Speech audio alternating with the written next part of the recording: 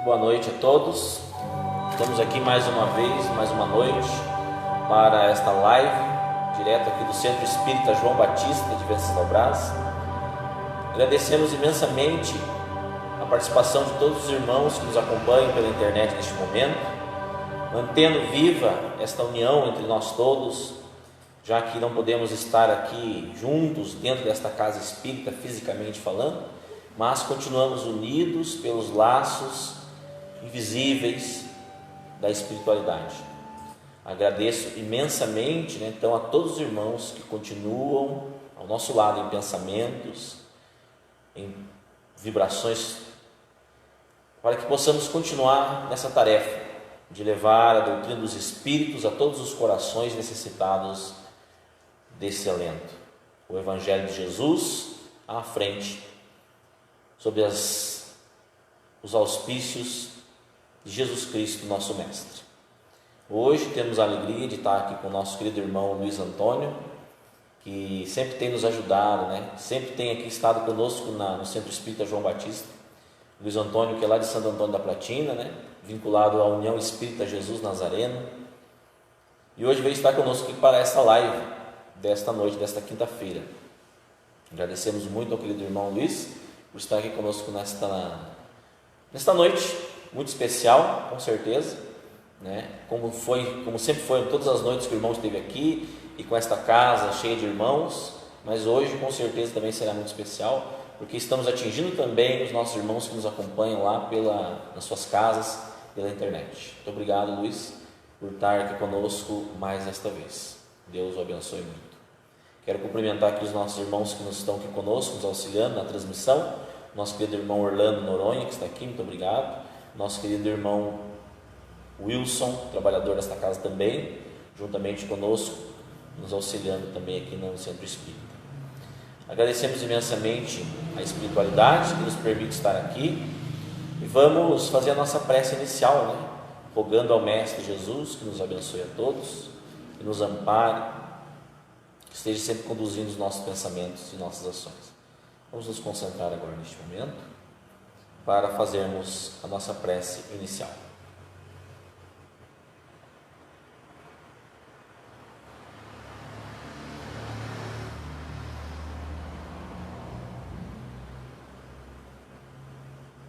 Vamos elevar o nosso pensamento ao Mestre Jesus, a fim de que Ele possa estar conosco neste momento, agradecendo a Ele por todos os benefícios espirituais que tem dirigido a nós todos. Rogamos aos benfeitores espirituais desta casa, dirigentes espirituais desta casa espírita, que dirijam os trabalhos desta noite. Que todos os irmãos que nos acompanham pela internet sejam agraciados com os eflúvios benditos do amor infinito de Deus sobre nós todos.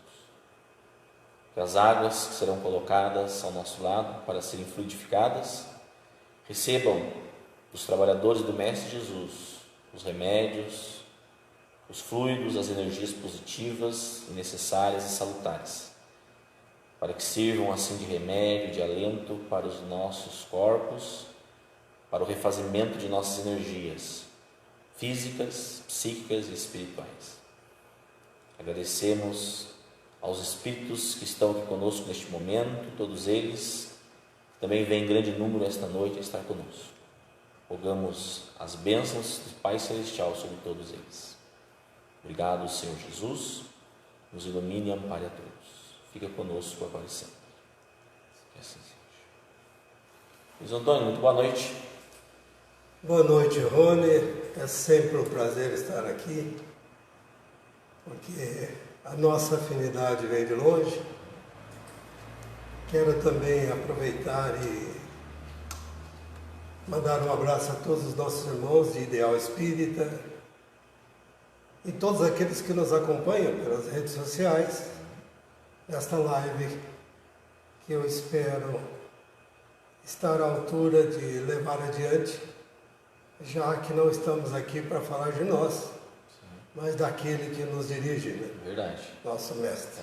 O tema hoje realmente é um tema que foi pensado justamente porque nós estamos falando de uma época, né, de um período agora que vivenciamos, que pela tradição cristã, né, tem um sentido muito profundo, né, que é a famosa e conhecida chamada Semana Santa, né, onde nós temos diferentes acontecimentos, né, da cristandade que ocorreram, né, nessa semana, né, segundo as tradições mais antigas, né, do cristianismo, né.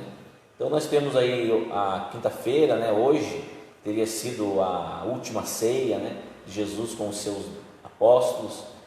Na sexta-feira, né, a sexta-feira da paixão, onde Jesus então sofreu o martírio através da crucificação, né, o sábado e depois o domingo, onde nós teríamos então, segundo a tradição, né, religiosa, a chamada ressurreição de Jesus, e onde nós, os cristãos, hoje comemoram a Páscoa cristã, né, em complemento ou substituição à Páscoa judaica, né, que era celebrada, né, sempre foi celebrada pelos judeus.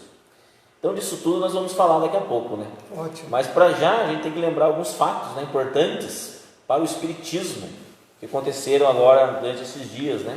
Por exemplo, lá no dia 1º de abril agora, nós comemoramos aí a fundação da Sociedade Parisiense de Estudos Espíritas, né?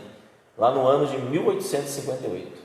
É um acontecimento muito importante, né, Luiz? Extremamente importante, porque com a visão extraordinária que Kardec possuía e orientado pela falange de bons espíritos, nossos benfeitores, ele iniciava ali essa área da doutrina espírita para falar a respeito de filosofia e falar a respeito da ciência, visto pelo sentido de forma racional, pelo estudo, já que a fé na nossa doutrina, na doutrina espírita, não é uma fé empírica, mas é uma fé raciocinada.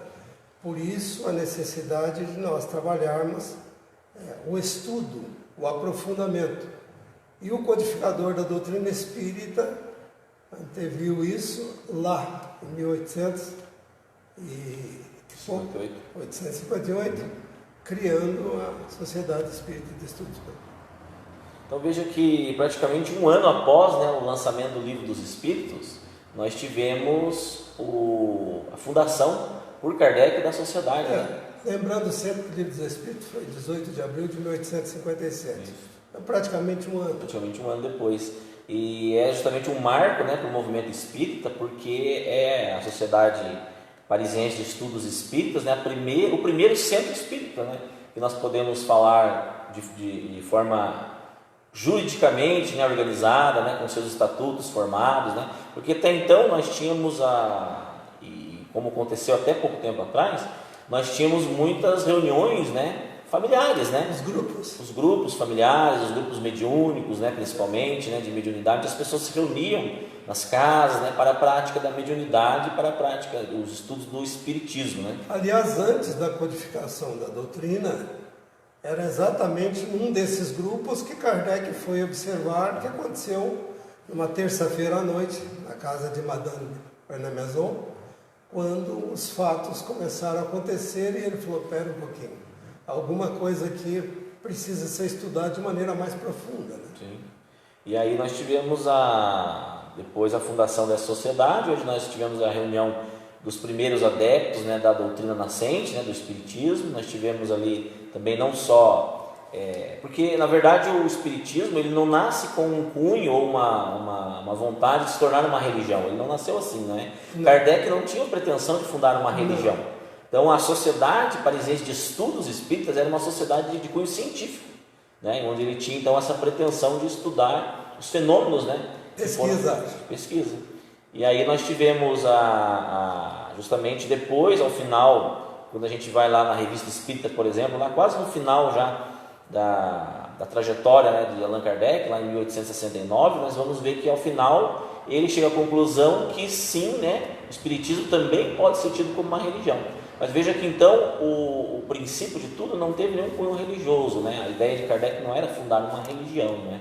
Mas só depois ele chega à conclusão de que também poderia ser tratada o espiritismo como uma religião, porque tinha essa função também de religar, né, o homem a Deus. Né? Daí a trilogia.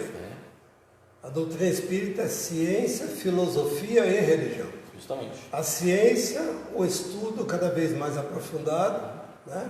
A filosofia, a nossa capacidade de perguntar, de duvidar, de perquirir, de sofismar, né? Para poder chegar, como dizia Kardec, preferiu rejeitar 99 verdades do que aceitar uma mentira. Né? A parte filosófica. E a religião justamente nesse sentido, né? De religar o homem a Deus, nos tornando cada vez melhores, porque o processo da evolução não é outro senão aproximar o homem de Deus. Esse é o sentido da evolução. Muitas pessoas pegam a palavra evolução e não analisam desta forma, mas toda evolução tem um sentido, aproximar o homem da natureza divina. Né? Justamente. Então é um fato realmente muito importante, nós devemos sempre valorizar, né, foi essa data da fundação da Sociedade Parisiense de Estudos Espíritas por Allan Kardec, lá em Paris, não é? E também uma outra data muito importante para o movimento espírita do Brasil, né, é a data do dia 11 de abril de 1900, quando houve a desencarnação, né, do Dr. Adolfo Bezerra de Menezes, conhecido, né, como médico dos pobres. Luiz, o que você tem para falar para nós desse grande homem? Dr. Bezerra de Menezes, que por sinal é do meu estado, né? Eu sou cearense e ele também, mas foi um homem extraordinário em todos os sentidos, porque foi político, né? Inclusive, e foi médico. Narra-se, e por isso com o nome de médico dos pobres, narra-se que determinada vez alguém chegou até ele pedindo uma ajuda e ele não tinha nada, tirou o anel de formatura do seu dedo e deu à pessoa para que ela pudesse entregar ao chamado boticário, na época, farmacêutico, para que ele pudesse dar o medicamento e quem sabe mais tarde ele recuperar o anel dele. Era uma pessoa extraordinária, mas eu queria falar a respeito do doutor no mundo espiritual. Porque entre tantas histórias que o mundo espiritual nos conta, narra-se que quando o Dr. Bezerra de Menezes desencarnou, chegou ao mundo espiritual, estava na casa de uma das suas filhas, no mundo espiritual, quando ele acorda e vê Celina, a mensageira de Jesus. Então ele diz assim: Celina, desenvolve minha clarividência. E ela vira para o Dr. Bezerra de Menezes e diz: essa clarividência tu nunca mais perderá, porque estás conosco. E aí que ele percebeu que ele havia desencarnado. E na sequência ele ouve cânticos para poder fazer com que o ambiente se tornasse mais espiritual. Ele ouve aqueles cânticos e ele pergunta quem é. Aí abre-se a janela da casa e ele olha para fora e centenas de espíritos ali desencarnados, e ele pergunta quem são. São aqueles que a sua mão anônima ajudou enquanto tu estavas na Terra encarnada. Pediram autorização e vieram recebê-lo e homenageá-lo. Então essa é a figura admirável do Dr. Bezerra de Menezes, que hoje tem um trabalho extraordinário, não só na pátria brasileira, mas hoje já se entregou também em outros países, inclusive na América do Sul, para que ele possa coordenar no mundo espiritual esse trabalho. O Dr. Bezerra de Menezes, né, ele foi presidente também da Federação Espírita Brasileira, né? Da FEB, da Federação Espírita Brasileira, e realmente o trabalho que ele fez enquanto, quando estava encarnado, foi um trabalho magnífico, né, na divulgação da doutrina espírita aqui no Brasil, né, porque estávamos falando de uma época, de fato, de surgimento da doutrina espírita no Brasil. Né? O processo federativo começou com ele. Começou com ele, e nós tivemos outros expoentes, né, do movimento espírita brasileiro, né, como aqui no Paraná, né, Lígia Vasconcelos, né, e outros tantos, né, que com certeza o irmão sabe bem, mas Adolfo Bezerra de Menezes foi aquele também que impulsionou, né, o movimento espírita, a doutrina espírita, né, e enfrentou, né, a dificuldade da época por conta do ceticismo e por conta do fanatismo religioso também, né, porque as tradições religiosas dominantes à época não aceitavam, né, obviamente. Exatamente. Os materialistas, né, então tudo isso ele enfrentou e porque ele era uma pessoa de muito conhecimento, né, conseguiu, obviamente, alavancar aí o progresso, o crescimento da doutrina espírita a partir do Rio de Janeiro, né, e proporcionando isso também. É alguém que vale a pena pesquisar, né? Aqueles que nos acompanham na live, vale a pena adentrar lá e pesquisar. Dr. Adolfo Bezerra de Menezes. Justamente. Adolfo com PH. O doutor Adolfo, ele teve uma participação, como bem lembrou o irmão, né? Uma participação muito importante na abolição da escravidão, né? Porque na época ele era deputado, né? Exato. Ele era político e ele exercia o cargo de deputado, né? Então ele era um dos abolicionistas, né? Um dos que defendiam avivamente, né, a abolição da escravidão no Brasil. Liberdade. A liberdade, a completa extinção desse abominável crime, né, que era praticado contra os nossos irmãos negros aqui no território brasileiro, né? E ele, de fato, foi um dos que defendeu. E hoje no mundo espiritual continua nos ajudando a libertar das nossas próprias mazelas, né? Verdade. Então a gente relembra, né, a data da desencarnação, e como nós sabemos, o Espiritismo, né, ele tem uma visão diferenciada em relação a esse fenômeno da morte, né? Nós podemos dizer que é uma data, sim, muito importante para nós, porque nós temos, de fato, uma data para ser lembrada com muita atenção e muito carinho, que foi do nosso ex-presidente da Federação Espírita Brasileira, Dr. Adolfo Bezerra de Menezes, o médico dos pobres. Mas adentrando ao tema especificamente de hoje, Luiz, nós, como nós dissemos, né, nós estamos vivendo um período agora, né, onde é marcado então pelas lembranças, né, dos acontecimentos magníficos, né, da vida de nosso mestre, né, nosso Senhor e Salvador Jesus Cristo, que foram os momentos, vamos dizer assim, mais dramáticos, né, da sua passagem sobre a face da terra quando aqui esteve. Então a gente, né, consultando o livro dos Espíritos, né, Kardec perguntou aos Espíritos lá na questão 625, né, qual é o tipo mais perfeito que Deus tem oferecido ao homem para lhe servir de guia e modelo, onde os espíritos, né, de escola, os espíritos abnegados, trabalhadores, que revelavam todas essas informações magníficas que estão contidas nesse livro aqui, base da doutrina espírita, disseram uma só palavra, né? Jesus. Então a resposta mais simples do livro dos Espíritos. Sim. De todas as 1019 questões, a mais resumida. Uma palavra só. Uma palavra só. Jesus, ponto. Então não há que se questionar se a doutrina dos Espíritos, a doutrina espírita, é uma doutrina que reconhece Jesus como nosso modelo, nosso guia. Mas é claro que a doutrina espírita tem uma visão um pouco diferente, né, dessa personalidade magnífica que é Jesus Cristo. Queria que o irmão falasse um pouco para nós, quem é Jesus para a doutrina espírita? Eu gostaria de retornar à observação da pergunta 625, porque na resposta diz assim, modelo e guia, não é isso? E aí cabe uma reflexão. Quando é que nós precisamos de guia? Quando vamos a algum lugar que nós ainda não conhecemos. Se eu vou a um lugar onde eu já conheço, não é necessário guia.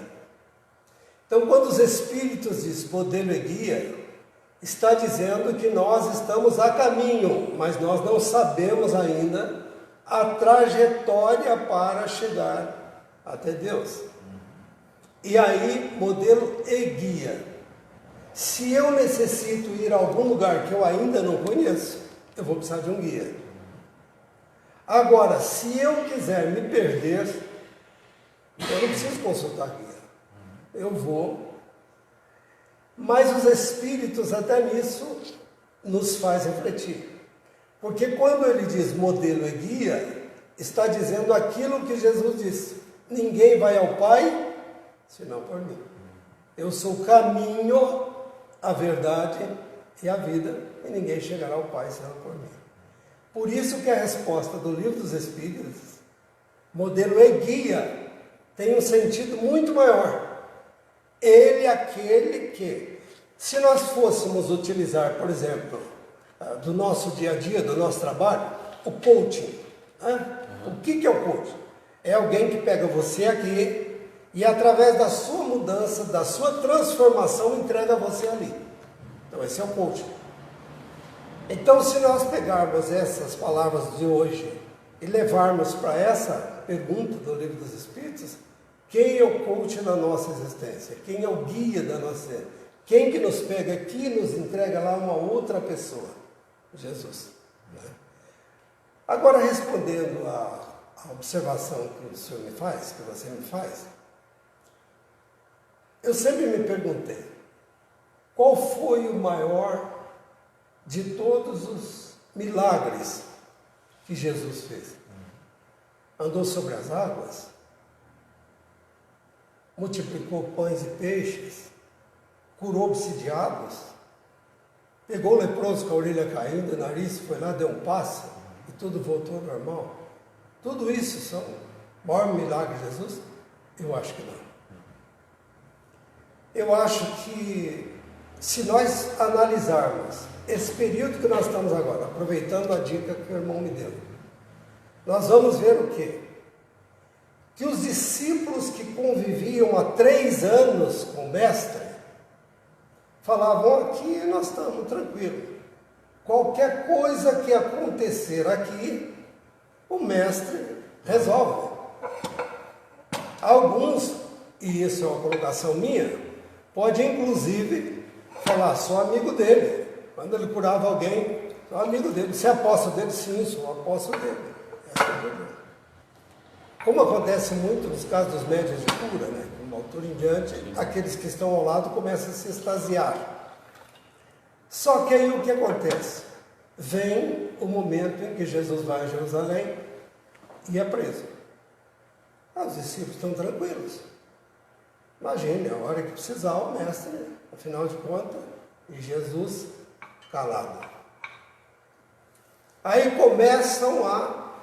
prendem Jesus e começam a sacrificar Jesus a partir dali já, essa trajetória dessa semana. E Jesus calado. Leva Jesus perante o tetrarca da Judéia, e aí perante o tetrarca diz, você é o rei, começando a humilhar Jesus. E Jesus ali não diz nada. Você é o rei? Então nós precisamos arrumar um jeito de você ficar bem como rei. Traz lá uma coroa de espinhos. E os discípulos olhando devem ter pensado, daqui a pouco ele cura aquele sangue ali, tira a coroa, então Jesus calado. É preciso que coloquemos em você um manto de rei e bota aquele manto vermelho em Jesus para humilhar um pouco mais. E coloca uma cana na mão de Jesus. Jesus não fala nada. Mandam ele a Pilatos. Quando chega a Pilatos, ele lava as mãos. E ali começa todo o processo de Jesus passar por todas aquelas situações. E eu fico imaginando. Os discípulos pensando alguma coisa deu errado. O homem não reage. E ele ali calado. Aí passa por todo aquele processo que nós sabemos da chamada via dolorosa e é crucificado. E não fala um A. Não diz nada. E aí vem o último ato que Jesus nos fala e nos repassa. Em cada uma dessas situações, nós temos, sem dúvida nenhuma, um exemplo que nós podemos tirar de cada ato de Jesus durante esse período. Mas quando ele chega na cruz, que ele é crucificado, o último ato dele, Pai, perdoa, deixando para nós um roteiro. Diante das humilhações, não reage. Diante dessa situação, não reage.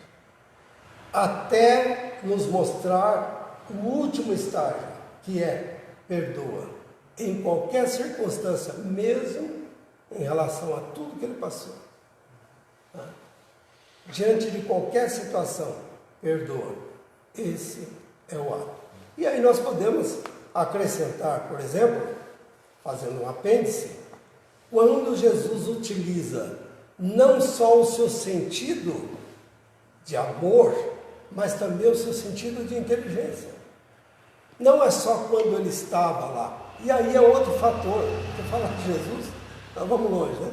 Mas, para resumir, quando ele está junto aos doutores, que ele volta, e a mãe diz: onde tu estavas? E ele diz: convém que eu trate das coisas do meu pai. Naquela idade. Estava com 12 anos, né? 12 anos. Respondendo a pergunta de todos os sábios que ali estavam. Né? E existe um fator interessante que ele vira para a mãe dele também e diz: mulher, eis aí o teu filho. E na tradução judaica, segundo Haroldo Dutra Dias, ele diz: senhora, eis aí teu filho. Filho, eis aí tua mãe. Dizendo, mais uma vez, repassando a sua natureza de necessidade de nós cuidarmos da família, que é justamente o berço de tudo isso. Porque se você for ler Humberto de Campos, quem que Humberto de Campos diz lá? Que o menino crescia e era a alegria da casa. Uma das poucas observações, psicografado por Chico Xavier, por sinal. Mas eu queria fazer uma observação. Boa Nova. Eu queria fazer uma observação em relação a isso, bem interessante. Quando Jesus está próximo do seu desencarne, ele diz: Eli, Eli, lama sabachthani. Pai, meu pai, por que me abandonaste? Eu já ouvi dezenas de elucubrações em cima dessa frase de Jesus. Já vi várias pessoas nas suas pregações fazerem as mais diversas observações. Eu gostaria de repassar essa informação àqueles que nos acompanham nessa live, dizendo o seguinte: essa observação que Jesus faz não é nada mais, nada menos do que o Salmo 22. Durante todo o período da Via Dolorosa de Jesus, ele recita salmos. Então, aqueles que tiverem a curiosidade de se aprofundar nisso, pode pegar a sua Bíblia e ir ao Salmo 22. E o salmista, isso é, muito antes de Jesus, fez o Salmo 22, que naquela época qualquer coisa que acontecesse ia ao Salmo de Davi, que ainda existe algumas religiões que têm como aquilo que é o seu segmento. Mas está lá: Deus, meu Deus, por que me abandonaste? O Salmo 22. Jesus recitava. E Luiz, a doutrina espírita, né, ela reconhece então Jesus, né, como um espírito de primeira grandeza, né, que por aqui esteve para nos ensinar, né, para nos demonstrar um novo mandamento, né. Então, esse novo mandamento de Jesus, ele veio e culminou, né, com esses acontecimentos magníficos da sua desencarnação por meio da crucificação, né, que era a forma mais terrível, vamos dizer assim, de punição na época, né, pelo Império Romano, tendo em vista que a Judéia estava sob o domínio do Império Romano naquela época, né. Então, aqueles criminosos, os piores, era reservado à crucificação. Jesus foi crucificado. Então, a gente pensa justamente que toda a vida de Jesus foi um contínuo ensinamento, né? E ele morreu, no sentido físico da palavra, né? O seu corpo pereceu, para que nos deixasse um exemplo, né? Ao final de tudo, sua vivência aqui, ele deixou um exemplo final que, como você bem lembrou, depois de tudo que ele sofreu, ele ainda se lembrou dos seus algozes, né? Dando-nos a mensagem, né, do perdão sempre incondicional, né? Conforme ele tinha ensinado para Pedro antes, né? Perdoa até 70 vezes, 7 vezes, né? Ou seja, perdoa sempre, né? Então, realmente é magnífico todo esse acontecimento. Agora, sobre o ponto de vista espiritual, né? O que é Jesus? Quem é Jesus? Né? Sob o ponto de vista espiritual, Jesus é Deus, como muitas tradições religiosas afirmam? Não. Quando Jesus disse: eu e o Pai somos um, muitos interpretam como ele sendo Deus. Na verdade, o que ele quis dizer é que ele era um espírito puro que estava próximo a Deus. A doutrina espírita tem uma escala evolutiva dos espíritos, desde os espíritos mais primitivos, como os mundos também mais primitivos, até os espíritos puros, passando por escalas. Como o mundo também, o mundo de provas e expiações, e agora nesse processo do joio e do trigo que estamos atravessando de transição planetária, nós estamos caminhando para o mundo de regeneração, um processo onde o bem vai predominar em relação ao mal. Mas esse espírito puro que Deus manda à Terra e Ele aceita a missão de nos trazer, nós não temos, Rony, condições de poder falar a respeito de Jesus da forma com que nós gostaríamos de falar. Porque uma coisa é falar de Jesus como Ele é, e a outra como nós, a humanidade toda, o criou. Tanto que Emmanuel nos diz, e outros espíritos do mesmo escola, nos dizem que não há como chamar Jesus no sentido integral, porque ainda não possuem condições de analisar profundamente esse espírito. Porque é um espírito que veio à Terra para passar conosco desde o início, porque olha onde ele nasceu. Ele é o Rei Solar. Ele é o governador espiritual da Terra. E quando nós falamos governador, dá a impressão assim, alguém que veio para poder colocar leis e ditames. Não é nesse sentido que Jesus é o governador. Jesus é aquele que está ao leme, nessa barca chamada Terra. E ele está ao leme. Agora é importante que nós entendamos uma coisa. Nós queremos o Jesus que nos dê aquilo que nós queremos. Aquele Jesus misericordioso, todos nós queremos. É sempre esse o Jesus que nós procuramos. Só que nós esquecemos que Jesus é justo, mas é um espírito que ao mesmo tempo é educador. Veja o caso, por exemplo, da mulher adúltera. As leis da época diziam o quê? Que ainda seguiam Moisés, dente por dente, olho por olho. A lei de Moisés mande que nós apedrejamos. E tu o que diz? É uma armadilha, obviamente. E aí Jesus vira e diz o quê? Aquele que não tiver pecado, que atire a primeira pedra. Ou seja, aquele que se sentir puro, vá lá e atire a primeira pedra. E os evangelhos fazem uma observação que também merece reflexão. Diz que foram primeiro os mais velhos saindo e depois os mais jovens. Se nós trouxermos para o nosso dia, quanto mais idade, mais preconceito nós temos normalmente, né? O jovem já é mais puro nesse sentido. Mas aí, quando Jesus ergue a cabeça, e aí onde eu quero chegar, onde estão os teus acusadores, mulher? Se foram todos. Jesus diz o quê? Nem eu te condeno. Vá e não peques mais. Ou seja, misericórdia, mas também a educação, o educador. E se você me permite, Rony, eu queria fazer uma observação. Como é que é Jesus nos nossos dias? Como é que seria seguir Jesus nos nossos dias? Quando uma mãe vê um filho jogar uma bala, papel de bala no chão, se ela pensar em Jesus, o que ela diz? Meu filho, pega aquele papel, traz para a mamãe e vamos jogar no lixo. E explica por que não deve jogar o papel no lixo. Ou pega o papel e diz, meu filho, vamos ali jogar no lixo? E explica. Esse é o processo educativo que aconteceu na mulher adúltera.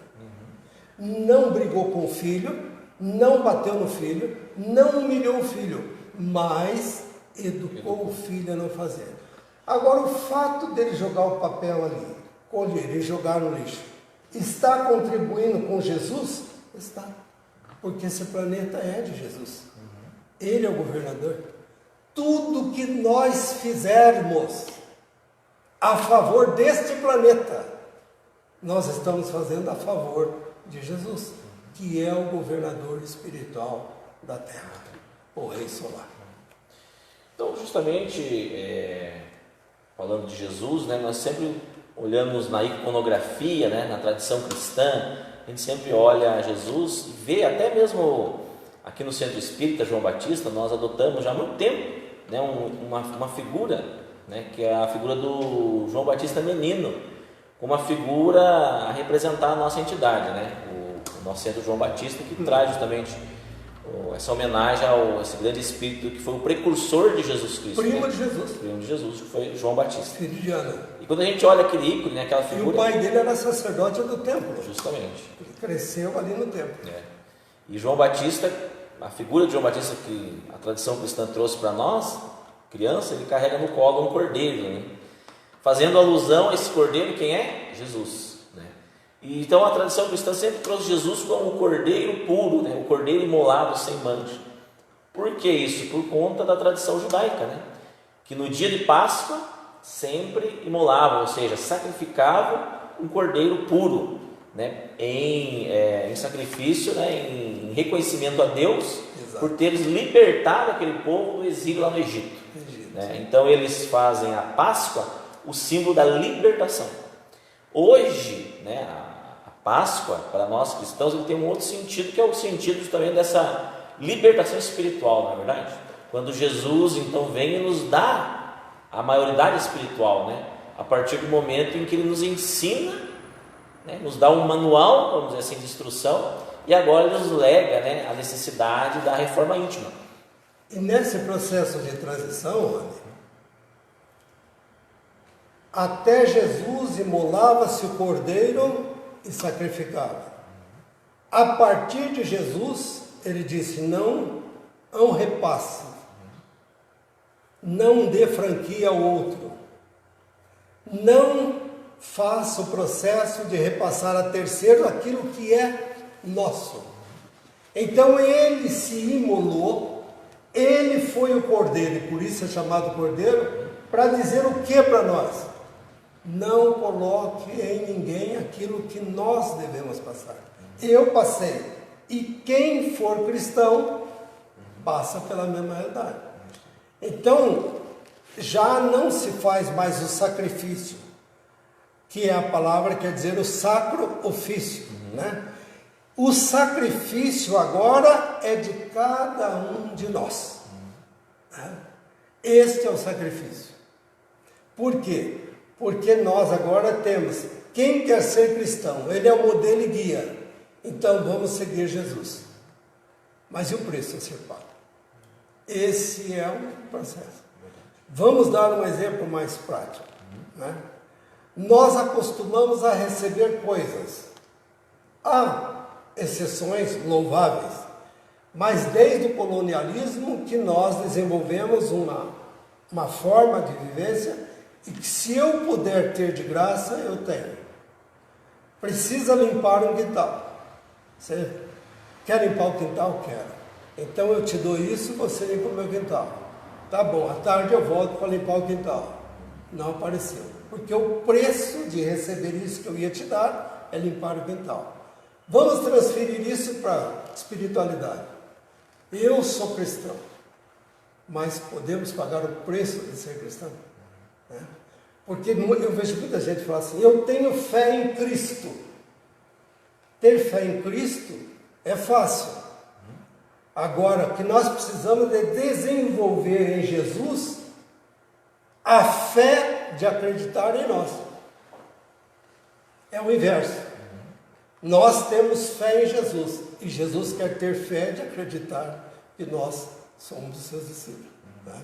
É um processo inverso.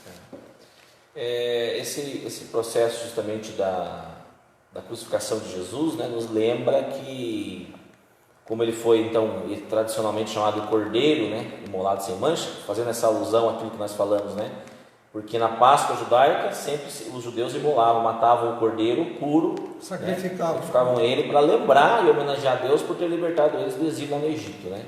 Então eles faziam isso como uma tradição e fazem, né, como uma tradição.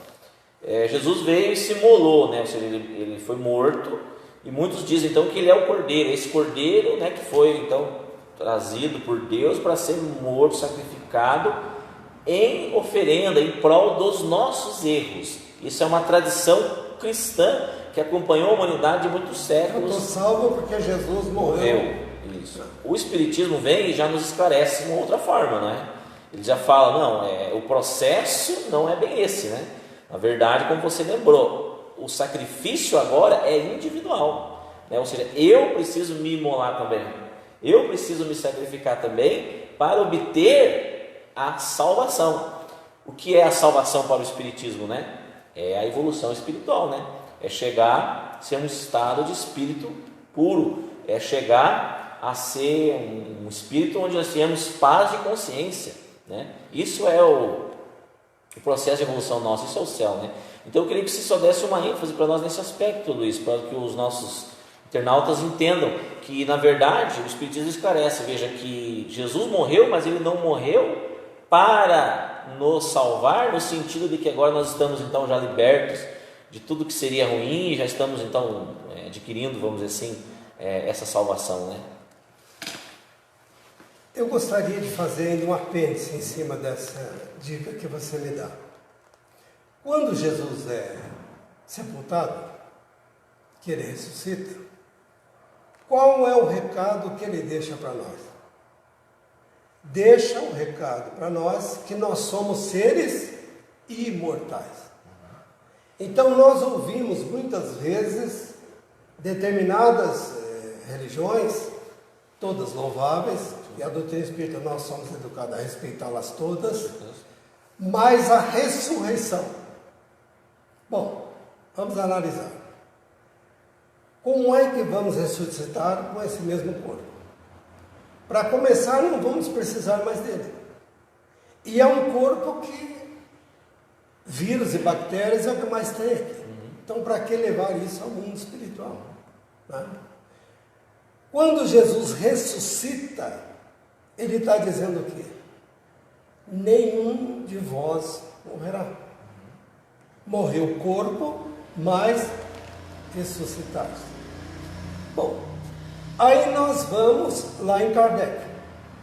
Kardec diz que todos nós espíritos, nesse estágio de evolução que nós estamos, quando nos desencarnamos, nos tornamos o quê? Espíritos errantes. Vou repetir, está lá na codificação espírita. Quando nós desencarnamos, nós nos tornamos espíritos errantes. Errantes por quê? Porque nós ainda não temos pátria. Sim. Nós vamos estagiar no mundo espiritual, retornar a esse planeta num novo corpo, a alma é a mesma, para passar por novas experiências, refazendo tudo aquilo que nós poderíamos ter feito e não fizemos em termos de evolução espiritual. E enquanto fazemos essa trajetória, quem é nosso modelo e guia? Jesus. Amar, perdoar, tudo aquilo que nós sabemos. Aí novamente nós falhamos. E aí ao retornar ao mundo espiritual, o espírito é errante. E vamos quantas vezes necessário para que nos tornemos espíritos muito mais evoluídos. Como hoje tem os santos, né? Os cristos, como nós sabemos, e assim por diante. Aqui vai mais uma observação em cima disso.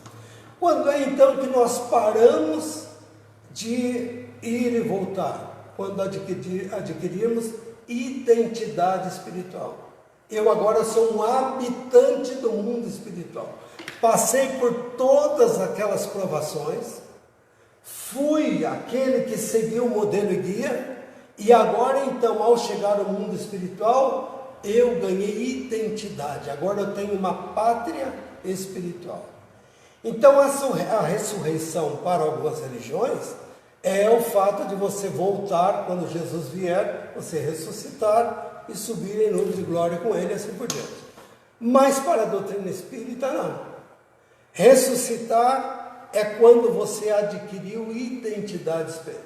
Chegou ao final de toda a sua programação. Agora esse espírito é um espírito digno de estar no mundo espiritual. Então é uma outra concepção que se tem, né?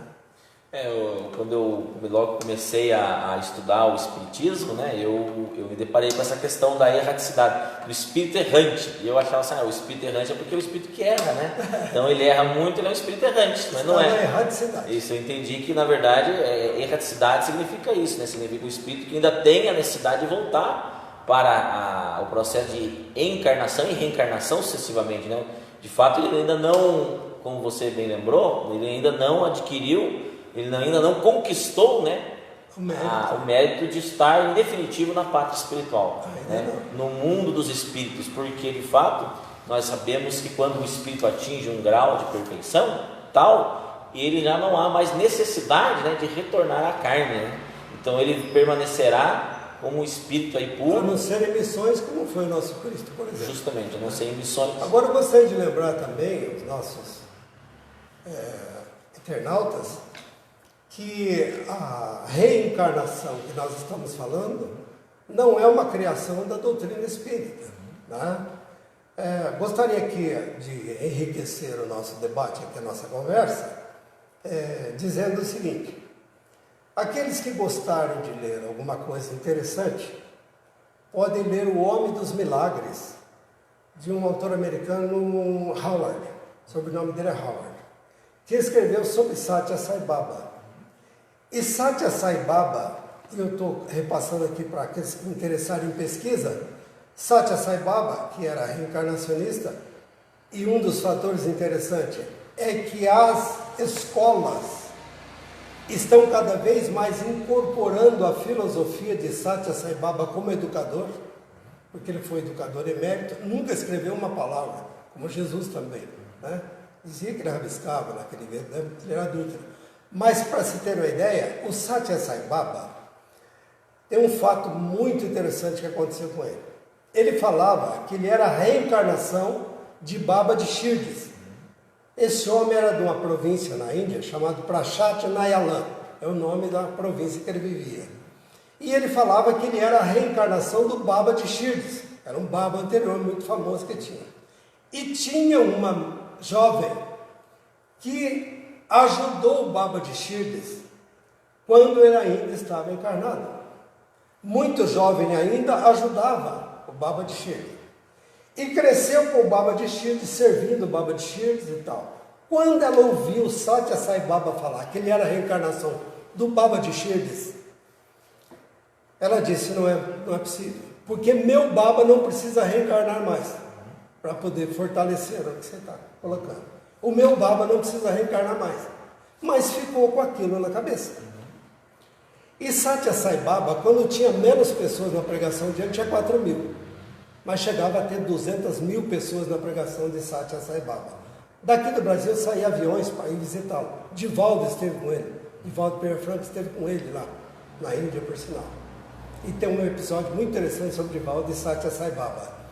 E aí, o que ocorre nesse processo? Ocorre que essa moça que ajudou o Baba de Shirdi foi ouvir uma pregação do Satya Sai Baba e está lá no meio daquela multidão de pessoas, tentando tirar a dúvida se era ou não a reencarnação de Baba de Shirdi. E Satya Sai Baba diz assim: eu gostaria que tal pessoa da província tal viesse até aqui. Era ela.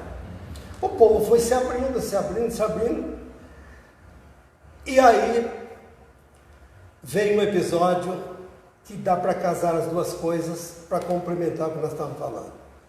Quando o Baba de Shirdi estava para desencarnar, o amor que essa jovem tinha por ele, de cuidar dele, era uma devota dele, não deixava ele desencarnar. Abre aspas. Como acontece aqui muitas vezes.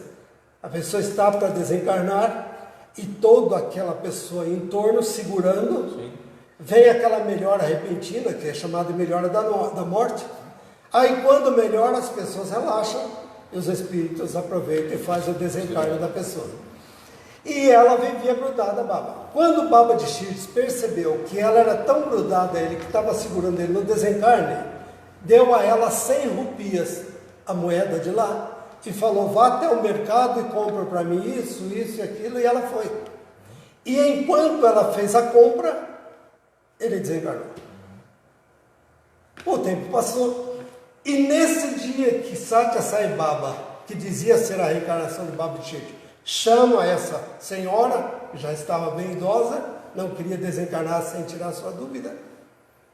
Chega e Satya Sai Baba pergunta a ela ali: você não acredita, né, que eu sou o Baba de Chedes que voltou? Ela disse: não acredito, meu Baba não precisa voltar. E Satya Sai Baba vira para ela e diz: então me dá o troco dos 100 rupias que eu te dei para você ir ao mercado. Então a reencarnação não é algo que a doutrina espírita criou. Ela estudou, se aprofundou, codificou, e é aquilo que nós realmente seguimos. Então, nesse contexto, é que nós vamos entendendo, como você acabou de falar, que nossa alma chega na erraticidade, e está aí o filme Nosso Lar, o livro Nosso Lar, que a gente aconselha a todos que estão nos acompanhando para assistir, justamente nos mostra um roteiro. Me permito complementar isso de uma outra forma. Eu tenho uma neta que mora em Washington, estuda e trabalha em Washington. E ela conheceu uma amiga brasileira, e a amiga passando por dificuldades. E essa minha neta, por conhecimento da doutrina espírita, começa a conversar com essa amiga dela lá, a Rafa, que disse que ia nos acompanhar na live. E aí, quando começaram a conversar, e foi se aprofundando as duas, e que foram procurar um centro espírita, um lugar onde podiam e tal, etc. Esta moça que está lá nos Estados Unidos, vira e diz para mim ontem no WhatsApp, e hoje também ela conversou comigo de manhã, falou: se não fosse a doutrina espírita e o conhecimento que eu tenho do espiritismo, nesse momento aqui eu estaria em total desespero. Então a doutrina espírita, baseada no Evangelho de Jesus, é o Consolador prometido. Justamente. Luiz, até aproveitando o ensejo aí, mandar um abraço, falou aí dos Estados Unidos, né? Mandar um abraço para o nosso querido irmão Ayrton Lourenço, que está lá na Flórida nos acompanhando. Opa. E ele que esteve aqui no nosso acompanhando. Aproveito para mandar para minha neta também. E também tem os nossos irmãos, amigos lá de Portugal. Inclusive falei hoje com um amigo lá de Portugal, mora lá em Coimbra, e falou que ia estar nos acompanhando lá. Então também os nossos irmãos lá de Portugal, o senhor Francisco lá de Coimbra, né, São Martinho da Árvore, está lá nos acompanhando, e a sua família, a esposa Catarina Pimenta, nosso abraço também para eles lá de Portugal. Luiz, falando de Jesus ainda, né, nós temos que, veja só, você falou nós falamos da reencarnação, né? A reencarnação, o espiritismo, como nós sabemos, então nós já entendemos isso, é uma doutrina religiosa, é uma religião cristã também, como todas as outras religiões cristãs da tradição do mundo ocidental. Só que a doutrina espírita, a religião espírita, ela tem um ponto onde ela diverge profundamente das demais religiões da tradição cristã ocidental, que é justamente a reencarnação, né? Porque, salvo engano, às vezes se eu estiver errado, algum irmão me corrija, Orlando aí, se quiser me auxiliar também, mas eu acho que nos meus estudos que eu fiz até hoje, eu não verifiquei ainda uma religião cristã que aceite a reencarnação. Então a doutrina espírita, pelo menos até onde eu sei, é a única religião cristã que aceita a reencarnação, né? Como conciliar isso ante o Evangelho de Jesus, então? Porque muitos dizem que a reencarnação é uma criação, né, de Kardec. Kardec teria inventado essa história de reencarnação. Como conciliar isso então com o Evangelho de Jesus? Será que a doutrina espírita tem bases bíblicas, teológicas para aceitar a tese da reencarnação? Para nós, os espíritas que estudamos a Bíblia, e aqui vai uma observação, tenho visto vários irmãos de outras religiões dizer que um dos fatores que eles não têm simpatia pela doutrina espírita é porque nós não seguimos a Bíblia. Pelo contrário, nós somos estudiosos da Bíblia. Vemos o Velho Testamento como histórico do povo hebreu, a história do povo hebreu, e vemos o Novo Testamento como sendo aquele modelo que foi deixado a nós, para que nós possamos entender isso. Mas se nós formos na Bíblia, achamos vários lugares onde o processo não está colocado a palavra reencarnação, porque foi uma palavra criada no século XIX, através de Kardec. Mas que nós podemos entender. Inclusive, nós conhecemos parte da Bíblia, uma parte onde Jesus pergunta aos discípulos, eles estavam reunidos, que dizem que eu sou? E os discípulos respondem para Jesus: tu és Jeremias, ou algum dos profetas que voltou. Jeremias, Elias, ou algum dos profetas que voltou. E Jesus vira e diz: João Batista, Elias já veio. Elias já veio. Esteve entre nós, mas não o reconheceram. E na Bíblia, qualquer Bíblia cristã, inclusive a tradução de João Ferreira de Almeida, que é mais utilizada aqui no nosso país, está lá escrito: e eles entenderam que era de João Batista que ele falava. Porque João Batista foi a reencarnação de Elias. E aqui eu queria fazer uma observação de cunho evangélico. Elias está lá à beira do lago, no rio, naquele famoso encontro com Baal. O irmão já está se referindo aí ao Antigo Testamento. Antigo Testamento. E aí, quando era ainda Elias, não João Batista, aí Elias grita para ele: grita mais alto, faz que caia fogo, e zomba e escarnece. E depois, como não caiu, passa o desafio da espada e morre. Quer dizer que Elias mandou degolar todos os sacerdotes de Baal. Todos os sacerdotes. Por quê? Porque ele fez um duelo lá no Velho Testamento. Chame o seu Deus, manda cair fogo. Ele não caía, e ele chamou e o fogo caiu. Então ele ganhou, entre aspas, o duelo, está lá no Velho Testamento. E aí passa a fio de espada. Eu vejo muitos, inclusive os nossos irmãos espíritas, falar que João Batista foi degolado porque lá, como Elias, também havia mandado degolar. E Joana de Anjos faz uma observação a respeito disso que eu acho muito interessante. Ela fala: não era necessário João Batista ser degolado. Ele foi degolado porque ele foi intransigente. Ele usou de metodologia que, como agora João Batista, não deveria ter utilizado. Mas ainda revivendo o Elias do passado, ele quis mostrar que ainda continuava a mesma idade e foi degolado. O que isso quer dizer para nós? Que quando nós tivermos uma situação em que agora nesta reencarnação nós percebemos que extrapola o que está dentro das leis de Jesus, nos recolhemos. Porque existe uma lei chamada lei de causa e efeito. Da mesma forma que a mãe pega o papelzinho de bala lá, filha, põe ali e usa o processo educativo, da mesma forma que Jesus perdoa a mulher adulta e fala: vai e não peques mais, o processo educativo, João Batista poderia ter utilizado o processo educativo. Então a consequência dele ter sido degolado não foi porque ele estava resgatando Elias, foi porque ele continuava com o mesmo espírito competitivo que ele tinha lá atrás. Como Pedro também, que nós sabemos, né? Como Pedro era esse espírito de instinto, né? Pedro era o mais nervosinho de todos os discípulos de Jesus. Cortou a orelha de um: Senhor, faz com que caia um raio na cabeça desse povo e tal. E Jesus pegava: guarda a espada, Pedro. Da mesma forma que tu ferires, tu serás ferido. É a lei de amor de Jesus. Verdade. Então a gente vê que existe, né, uma conciliação da doutrina espírita com os evangelhos, né? Porque, de fato, como bem lembrou meu irmão, né, Jesus deixou claro isso, né? Quando ele se referiu a João Batista, explicando para eles, né, que João Batista era a reencarnação de Elias, né?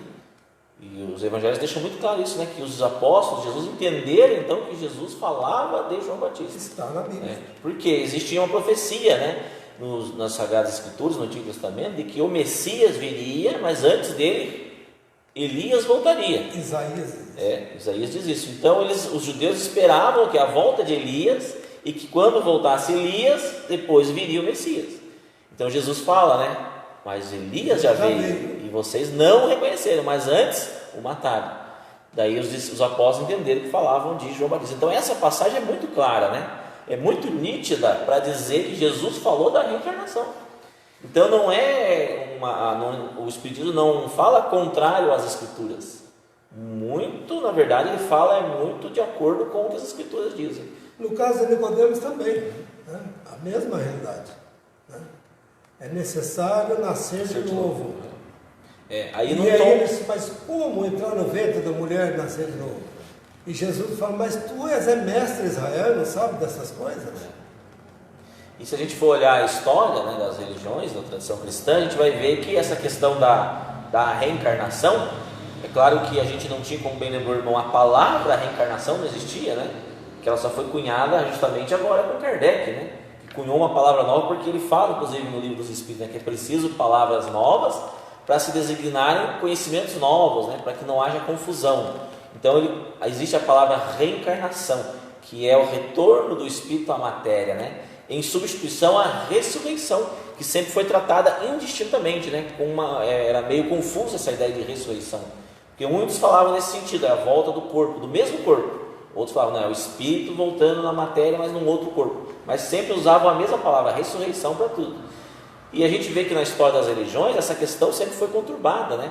Até porque conflituosa, porque existiam grupos, por exemplo, dos judeus que aceitavam, outros já não aceitavam. Existiam dentro da religião cristã nascente, que era o catolicismo, né? Nos primeiros 3 séculos do catolicismo, nós vimos lá uma rivalidade também entre grupos católicos que aceitavam e outros que não aceitavam a reencarnação, a ideia da reencarnação. Tanto que essa questão só foi assim, vamos dizer assim, uniformizada lá no século III, século IV, né? Com o segundo concílio de Constantinopla, quando aí, né, a reunião dos bispos então decidiu que a tese aceitável era da não reencarnação, né? Então a existência única. Mas veja que foi uma questão então que não guarda relação direta com as Sagradas Escrituras, mas foi uma decisão feita pelo colegiado, né, dos bispos, que foi uma decisão de ordem clerical, de ordem eclesiástica, né? E então a gente vê que a doutrina dos Espíritos, ela tem sim um fundamento bíblico, né, para aceitar a ideia da reencarnação. E quando nós falamos da Bíblia, é bom lembrar que, por exemplo, nós estamos num contexto evolutivo e muitas vezes nós não evoluímos com esse contexto evolutivo. Vamos dar um exemplo prático. Vem Moisés, legislador, homem forte. Então, dente por dente e olho por olho. Abre aspas. Eu gostei de fazer uma observação a respeito de Moisés. Eu ouço muitas pessoas falar que Moisés proibiu os fenômenos mediúnicos, que a doutrina espírita estuda com profundidade. Eu queria fazer uma primeira observação. Ninguém proíbe uma coisa que não existe. Isso não existe espíritos. Mas como é que Moisés proibiu uma coisa que não existe? Então existia. Só que aí é um outro fator. O que Moisés proibiu? Proibiu a mediunidade feita sem critérios, sem normas, sem regras. E que é um exemplo disso que está na Bíblia, no Velho Testamento? Josué, que era uma espécie de primeiro-ministro de Moisés, fica sabendo que tem 2 profetizando no campo. Profeta e médium é a mesma realidade. Tem 2 profetizando no campo. Chega e fala para Moisés. Mas Moisés, tem 2 profetizando lá no campo. E Moisés pergunta para ele, e como é que eles profetizam? Eles profetizam assim, assim, assim. Moisés vira para Josué e diz assim: quem me dera que toda Israel profetizasse dessa forma, dessa maneira. Está na Bíblia. Mostrando que quando é com critério, quando é analisado, quando é com normas, é sim uma forma de intercâmbio entre o mundo espiritual. Tanto que Kardec criou o livro dos médiuns, onde está toda essa realidade, mostrando que médium nada mais é do que um intermediário entre o mundo espiritual e o mundo físico onde nós estamos. José Antônio, a missão de Jesus então na Terra, como assim explicar aos nossos internautas, né, Qual teria sido, então, segundo os Espíritos explicaram a Kardec, a missão de Jesus? Eu trouxe um livro e eu gostaria de fazer algumas observações em cima dessa sua pergunta.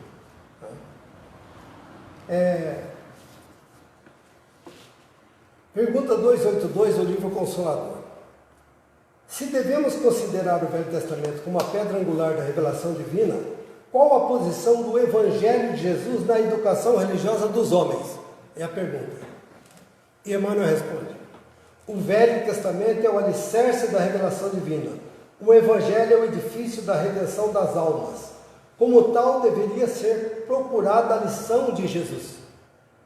Não mais para qualquer exposição teórica, mas visando cada discípulo ao aperfeiçoamento de si mesmo. Jesus veio como modelo e guia para que nós nos aperfeiçoemos através daquilo que ele veio nos trazer, desdobrando as edificações do Divino Mestre no terreno definitivo do Espírito, dizendo que quando Jesus ressuscita, ele está dizendo assim: ressuscita da carne, deixa a carne lá, porque nós somos seres espirituais.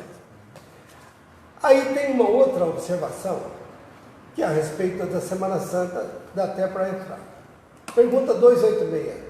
O sacrifício de Jesus deve ser apreciado tão somente pela dolorosa expressão do Calvário? Quer dizer, ele veio só para passar por tudo que ele passou, ir para o Calvário, morrer na cruz, passar por tudo aquilo, só para isso? E aí a irmã responde: o Calvário representou o coroamento da obra do Senhor, mas o sacrifício na sua exemplificação se verificou em todos os dias da sua passagem pelo planeta. Jesus trouxe um roteiro para nós, todo dia, como é que nós devemos nos manter.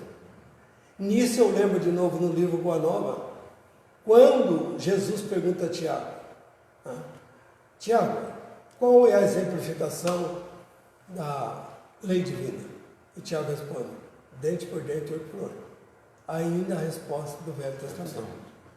E Jesus diz assim: Tiago, convivendo comigo, Tiago, gostaria de lembrar qual foi o primeiro mandamento de Moisés: amar a Deus sobre todas as coisas.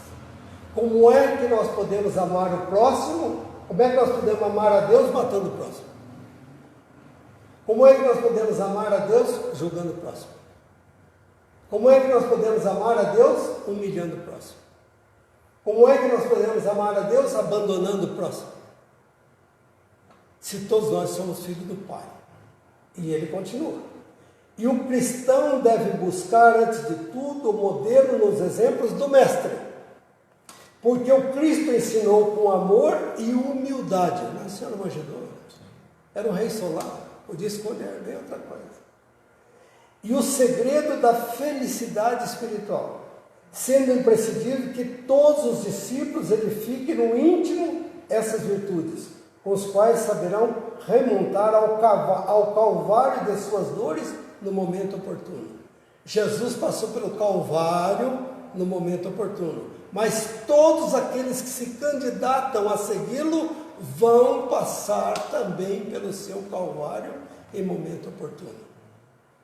Nós vemos, aqui sem nenhum demérito, mas nós vemos alguns lugares onde se prega o sentido do crescimento material, da evolução, tudo isso. Mas todos nós, aos irmãos internautas que nos acompanham, todos nós, a única certeza que nós temos na vida: um dia nós vamos desencarnar, nós vamos morrer. E aí? Né? Será que seguimos? E aí continua, e eu gostaria de dar sequência. Numerosos discípulos de Jesus consideram que o sacrifício do Gólgota não teria sido completo sem o máximo de dor material para o Divino Mestre. Como conceituar essa suposição em face da intensidade do sofrimento moral que a cruz lhe teria oferecido? Todo mundo fala a respeito do sacrifício físico. Verteu gota de sangue, foi crucificado, chibatado e tal. A dor material é um fenômeno como dos fogos de artifício, em face dos legítimos valores materiais. espirituais. Né? Homens do mundo que morreram por uma ideia muitas vezes não chegaram a experimentar a dor física, sentindo apenas a amargura da incompreensão do seu ideal. Eu fico pensando, aquela senhora que é mãe, acode os filhos, ajuda o marido, ajuda os outros e tal, aquele dia que ela não está bem. E aí um pede uma coisa aqui, outro pede outra coisa lá, outro pede aqui, e ela servindo e pensando, meu Deus, nem hoje eles não percebem como eu estou. Nem hoje eles são capazes de ter a percepção, a sensibilidade de ver a angústia e a situação que eu estou. É o Calvário. No anonimato. Então existe a cruz, onde nós somos pregados, mas no dia a dia também. E eu quero pular aqui para ir um pouco à frente, quando diz assim, de modo algum poderíamos fazer um estudo psicológico de Jesus, estabelecendo dados comparativos entre o Senhor e o homem. Porque nós vemos Jesus baseado nos nossos conceitos. A doutrina espírita nos faz outro convite. E aí entra a sua pergunta. Quem é o Jesus? É o nosso Salvador, no sentido de que Ele é o modelo e guia. Tá? E aí, pergunta 288. Meu pai e eu somos um. Poderemos receber mais algum esclarecimento sobre essa afirmativa do Cristo? E ele responde. A afirmativa evidenciava a sua perfeita identidade com Deus, na direção de todos os processos atinentes à marcha evolutiva do planeta terrestre. Quando a pessoa se inspira e faz um quadro como aquele que não está sendo mostrado agora, mas lindo, que está decorando o fundo do nosso salão, ali tem Jesus. Quando nós olhamos uma flor que desabrocha muitas vezes um lírio no meio do lodo fétido, ali está Jesus. Em toda e qualquer atitude está Jesus, porque Ele é o nosso governador do planeta. Ele está no meio. Então por que Ele permite o nosso Calvário? Porque Ele é um educador. Mas Ele está contigo. Esses dias alguém me disse assim, como é que Jesus vai saber daquilo que eu estou pedindo? Como é que Ele pode?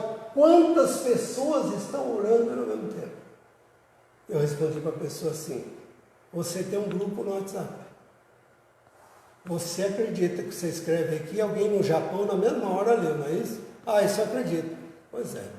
Jesus precisa, será que precisa ter um WhatsApp nosso para nós? Não é necessário. Ele está dentro de todos os nossos corações. Por quê? Porque nós somos irmãos de Jesus. Como diz João Elias, somos todos unigênitos, né? Filhos da grande luz. Como somos filhos de Deus, somos irmãos de Jesus. Se somos irmãos de Jesus, o universo é nosso. Basta que nós caminhemos. E aí, concluindo, são muitos os espíritos em evolução na Terra e nas esferas mais próximas da Terra que já viram o Cristo experimentando a glória da sua presença divina? E a resposta é, toda a comunidade dos espíritos encarnados na Terra, todas as comunidades espíritas encarnadas na Terra, ou localizados em sua esfera de labor espiritual mais ligada ao planeta, sentem a sagrada influência do Cristo por meio da assistência de seus prepostos. Todavia, pouquíssimos alcançaram a pureza indispensável para a contemplação do Mestre no seu plano divino. Ou seja, Jesus está ali. Mas é necessário que eu faça o quê? Entre em sintonia vibratória para estar em contato com Ele. E aí entra a oração. Então, seria muito importante se nós pudéssemos entender que 100% das pessoas que Jesus curou, morreu. Mas nós só queremos a cura. Só que um dia vamos morrer. E quando nós morrermos, a cura do corpo valeu? Se nós não curamos a alma, chegamos lá em estado de erraticidade, né? Então a evolução é um processo de retorno a Jesus. Me chama muita atenção, né, quando o irmão faz a leitura aí do livro Consolador, uma das perguntas respondidas por Emmanuel, né? Que Emmanuel fala que já é hora da gente parar de se debater, né, sobre o aspecto teórico, né, do ensinamento de Jesus e vivenciá-lo, né? Então a gente vê que nós passamos já 2000 anos, né, dos ensinos de Jesus, e nesses 2000 anos a humanidade inteira se debate, se debruça a debater a palavra de Jesus, né, os evangelhos, tudo aquilo que o Mestre nos transmitiu, e fica muito claro, né, a mensagem de Jesus hoje. E o que a doutrina espírita nos chama, nos propõe então, o que é? Já não é mais debater, né, o que Jesus deixou claro, mas vivenciar aquilo que ele fala. E aí eu me recordo, né, daquele lema, né, que nós podemos dizer assim, o lema do movimento espírita brasileiro, né, que está lá cravado no frontispício, né, do edifício sede da Federação Espírita Brasileira, lá em Brasília, quando nós lemos lá, né, Deus, né, Cristo, caridade. Frequentei inclusive o Centro Espírita Deus, Cristo, caridade. Que esse lema, né, nos faz recordar justamente qual é o norte, né, que o Espiritismo deve perseguir. Caridade, o amor ao próximo, que nos aproxima de Jesus e faz a conexão com Deus. Então, é esse o caminho, né, que nós devemos percorrer, né? Deus, Cristo e caridade. Então, a caridade, eu acho que é o ponto fundamental onde a gente pode, de fato, cumprir aquilo que Emmanuel nos exorta, né? Que é a vivência do ensinamento de Jesus. Não é mais a gente perder, vamos dizer assim, preciosos momentos da nossa vida com discussões muitas vezes inúteis, né? Com palavras estéreis ou com debates que não levam a nada, infrutíferas, né? Mas sim com ações, né, concretas em prol dos nossos irmãos, porque foi isso que Jesus falou, né? Porque se a gente puder aqui relembrar, qual teria sido o maior ensinamento de Jesus na sua missão de nos ensinar, né?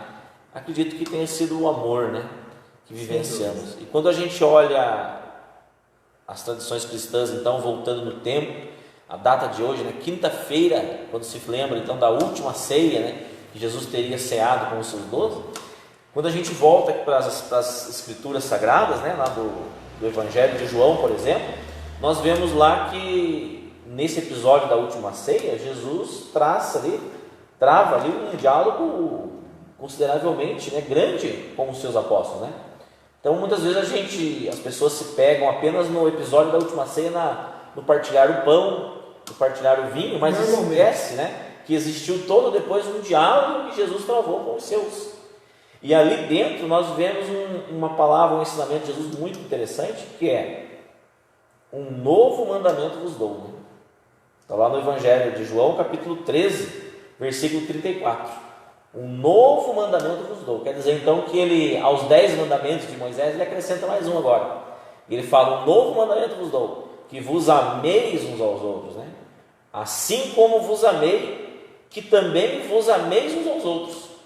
Nisto, ora, todos conhecerão que sois meus discípulos, se tiverdes amor uns aos outros.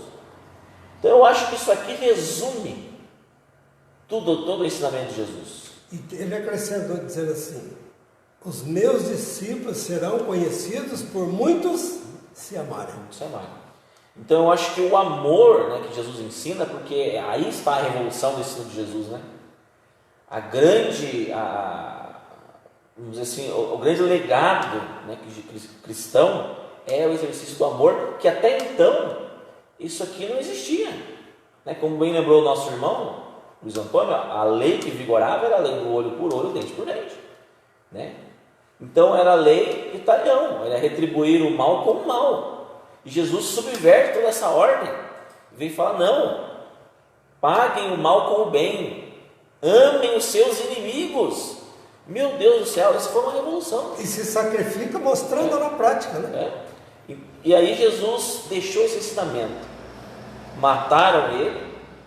Eu sempre falo, às vezes quando eu tenho a oportunidade de falar, nós matamos ele, porque provavelmente nós estávamos lá, e eu com certeza não era um dos 500 da Galileia, né? Ele provavelmente devia estar do outro lado. E aí nós matamos ele, e o seu ensinamento ficou. Né? O seu ensinamento atravessou os séculos, os milênios, e nós continuamos aqui, infelizmente sofrendo ainda, porque ainda não aprendemos verdadeiramente a amar. Essa é a grande, eu acho que é o grande desafio que o Espiritismo vem propor para nós? Amar verdadeiramente. Como? Através dos atos concretos, né? Que é a caridade, que é o lema lá que nós podemos falar do Espiritismo, né? Fora da caridade não há salvação. Então eu acho que o grande ensinamento de Jesus, a obra principal dele foi o ensino do amor, não é? Sem dúvida. Não é, Luiz? O que você acha? Inclusive há uma passagem de Jesus contada por Amélia Rodrigues, eu acho extraordinária. Quando Jesus está passando e uma daquelas mulheres que vendiam ilusões diz: Galileu, venha, hoje eu te escolhi, venha, vou massagear os seus pés com óleos, vou dar-te um colo, venha, Galileu. E Jesus olha e diz: hoje não, um dia, hoje não, um dia. E a Amélia Rodrigues narra que o tempo passa e um dia alguém chega a Jesus e diz: Senhor, tem uma mulher ali numa gruta próxima à cidade que está num estado terrível. E Jesus vai até lá. Vai até lá, a mulher está num estado com pruridos, inclusive no corpo, os cabelos já se soltando na cabeça, como as doenças da época, num estado lamentável. E Jesus pega e coloca ela no colo e ela reconhece Jesus. Você, Galileu, quando eu era a predileta, que me disputavam, você não quis, Galileu, e agora que eu estou nesse estado, eu te disse, um dia chegou a hora. Então o amor de Jesus, não estamos nesse estágio, acho que vamos demorar um pouco, mas o amor que ele nos ensina é um amor incondicional. Se nós analisarmos, Khalil Gibran, por exemplo, fez isso de uma forma mais poética, né?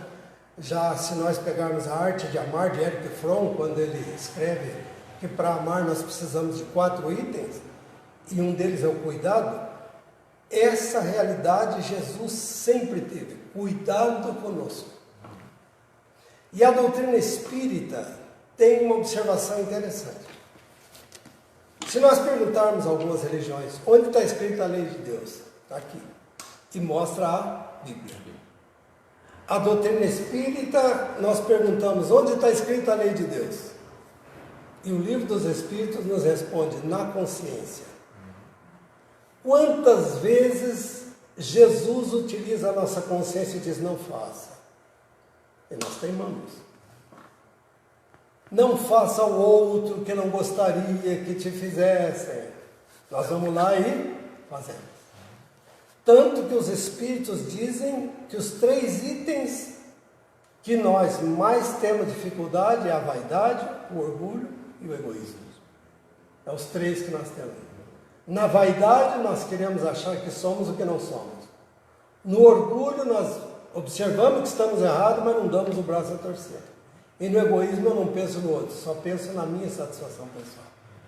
A doutrina espírita vem dizer que amar Jesus é vencer todas essas picuinhas no nossa cruz de todo dia, o nosso calvário de todo dia.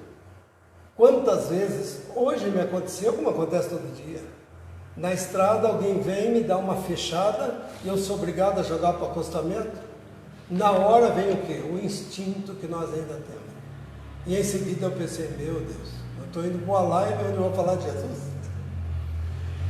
Esse é o papel de Jesus em nós. Porque quando nós precisarmos, que nós colocarmos essa sintonia vibratória com Ele, Ele nos salva. Daquele momento de queda que nós poderíamos ter. Esse é o governador espiritual da Terra e nosso irmão maior. Jesus com certeza, né, é o nosso governador planetário, né, nosso mestre, nosso Senhor e Salvador, porque nos deu um ensinamento de salvação, né? Porque como se fôssemos cegos, perdidos, e agora temos uma luz a seguir, que é Jesus, né? Agora, o que é muito interessante a gente notar também com relação às tradições religiosas, né, que nós temos vários irmãos, né, que são de outras religiões milenares, né, como por exemplo o hinduísmo, que já estava sobre a face da Terra há 4.000 anos antes de Cristo. Né? Nós temos o budismo, né? Temos outros, shintoísmo, taoísmo, as religiões orientais, né? As religiões orientais, né? Que não reconhecem a Jesus, né? Não têm o conhecimento de Jesus como nós, né? O reconhecemos. Então, nesse sentido, a doutrina espírita também nos esclarece, né? Porque muitos acreditam que a salvação do mundo, né? Ou todas as pessoas serão salvas no dia que conhecerem a Jesus, né? E a doutrina dos espíritos é muito clara de dizer que não é bem por aí, né, o caminho. Nós devemos respeitar, né, todas essas religiões também, porque elas têm muito a nos ensinar, não é verdade? Muitas nos ensinar. Como todas as religiões em geral têm, né, muito a nos ensinar também. Então a doutrina dos espíritos ela é muito tranquila nesse aspecto, né? Porque ela reconhece também que a verdade ela não está concentrada em um só lugar, né? E que na verdade o que deve prevalecer sobre a face da Terra é a fraternidade universal, no sentido de que quando a lei de amor prevalecer, aí sim a humanidade estará, né, vivenciando aquilo que Jesus pede, mas independentemente de conhecê-lo, né? Se pegarmos essa fatia da humanidade que não conhece a Jesus, mas nos seus ensinamentos, nas suas tradições religiosas, o amor também é tratado lá. Se nós pegarmos, por exemplo, o Corão, você vai olhar no Corão, você olha no Corão, tem muita similaridade com o Evangelho segundo o Espiritismo e com a própria Bíblia. As religiões, de uma forma geral, todas elas, com exceção do judaísmo, que tem uma outra visão, né? Mas inclusive os próprios muçulmanos, né? Eles têm uma visão, não desse Jesus que nós temos, mas têm uma visão dele como profeta. Sim. Se nós pegarmos o hinduísmo que você acabou de citar, eles chamam Jesus de o Avatar. O que é o Avatar? Um daqueles iluminados que vê, como o budismo, né? Que vê o sentido meditativo de Jesus, porque Buda também foi meditar, e Jesus também, então eles fazem essa correlação. Mas se você pegar o hinduísmo, eles dizem o quê? Que Jesus é um Avatar. Por que Avatar? Porque, segundo eles, é uma reencarnação de Shiva, que veio para trazer à humanidade mais informações. Então, todas as religiões, cito novamente, com exceção do judaísmo, que tem uma outra visão, todas elas têm esse sentido maior. Eu lembro aqui que Kardec, né, perguntou aos espíritos, né, só por Jesus foram reveladas as leis divinas e naturais? E os espíritos falaram que elas não estão escritas por toda parte, né? Desde os séculos mais longínquos, né, todos os que meditaram sobre a sabedoria hão podido compreendê-las e ensiná-las, né? Então quer dizer que os Espíritos deixaram claro que sempre, né, houveram os enviados, né, sempre os missionários que trouxeram as informações, né, a respeito das leis divinas, né? Inclusive no Velho Testamento, os profetas todos que vieram, né? Agora, de fato, eu lembro aqui, e até a gente já se encaminhando para o final, né, de uma passagem muito interessante que eu, escutando certa vez uma fala daquela monja Coen, né, que ela é muito famosa aí na internet, tudo, né, e perguntaram para ela, né, o que o budismo pensa de Jesus. E aí ela disse, olha, Jesus, nós não temos muitas referências de Jesus na nossa tradição, porque nós não temos, né, justamente ele como um referencial na nossa cultura. Agora, olhando para ele e vendo que 2000 anos se passaram e ele arrasta uma multidão de seguidores até hoje, vendo que o seu ensinamento fala de amor e que até hoje milhares e milhares de pessoas o seguem, com certeza esse homem não foi um homem comum. Então veja que o ensinamento que ela nos dá, mesmo não conhecendo, não vivendo em Jesus, é o ensinamento do respeito pela imagem de Jesus, pela figura que ele representou na humanidade, né? Que de fato foi o único homem que passou sobre a face da terra e que dividiu, né, a nossa história entre antes e depois dele. Muitos outros tentaram fazer isso, Napoleão, né, César, no Império Romano, no entanto tudo isso passou, mas Jesus não, Jesus permanece vivo. Ernest Renan, que foi o maior biógrafo dele, né, diz que foi o único homem que dividiu a humanidade, né, antes e depois dele. Né. Para concluir essa nossa conversa em relação ao Evangelho, Eu sempre costumo citar isso que você acabou de falar, do amor, 24 de São Mateus. Quando lá diz assim: e estava Jesus assentado no Monte das Oliveiras, quando chegaram a ele os seus discípulos em particular, dizendo: Senhor, dize-nos quando acontecerá tais coisas, que sinais haverá da tua vinda do fim do mundo? Jesus respondendo lhe disse: acautelai-vos para que ninguém vos engane, porque muitos virão em meu nome dizendo: eu sou o Cristo, e enganarão a muitos. Ouvireis falar de guerra, rumor de guerra, nação contra nação, reino contra reino, pai contra filho, filho contra pai, fomes, pestes e terremotos em vários lugares da terra.